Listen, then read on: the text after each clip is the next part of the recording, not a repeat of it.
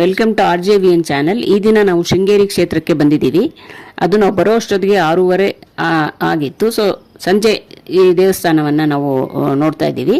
ಇದರ ಇತಿಹಾಸದ ಬಗ್ಗೆ ನಾನು ಇವಾಗ ಹೇಳ್ತೀನಿ.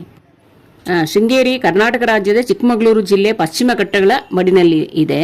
ಇದನ್ನು 8ನೇ ಶತಮಾನದಲ್ಲಿ ಅದ್ವೈತ ವೇದಾಂತದ ಪ್ರತಿಪಾದಕರಾದ ಶಂಕರಾಚಾರ್ಯರು ಸ್ಥಾಪಿಸಿದ್ದಾರೆ. 4 ಪ್ರಮುಖ ಮಠಗಳಲ್ಲಿ ಶೃಂಗೇರಿ ಪ್ರಪ್ರಥಮವಾದದ್ದು. ಮತ್ತಿತರದ್ದು ಬದರಿ, ಪುರಿ ಮತ್ತು ದ್ವಾರಕೆಯಲ್ಲಿ ಸ್ಥಾಪಿಸಿದ್ದಾರೆ. ಶೃಂಗೇರಿ ತುಂಗಾ ನದಿ ತಳದಲ್ಲಿರುವ ಚಿಕ್ಕ ಊರು. ಶ್ರೀ ಭಾರತೀ ಕೃಷ್ಣ ತೀರ್ಥರು ಮತ್ತು ಶ್ರೀ ವಿದ್ಯಾರಣ್ಯರು ಇವಾಗ ಇರುವ ಗುರುಗಳು. ಈಗ ಈ ದೇವಾಲಯವನ್ನ ಚಿನ್ನದ ವಿಗ್ರಹದೊಂದಿಗೆ ಶ್ರೀಗಂಧದ ವಿಗ್ರಹವನ್ನು ಬದಲಿಸಿದ್ದಾರೆ. ಭಾರತೀ ಕೃಷ್ಣ ತೀರ್ಥರು ಮತ್ತು ವಿದ್ಯಾರಣ್ಯರು ಕೇರಳ ಶೈಲಿಯಲ್ಲಿ ಮರದ ಮತ್ತು ಹಂಚಿನ ಚಾವಣಿಯೊಂದಿಗೆ ದೇವಾಲಯನ ನಿರ್ಮಿಸಿದ್ದಾರೆ. ಇದು ಶೃಂಗೇರಿಯ ಚಿಕ್ಕ ಇತಿಹಾಸ.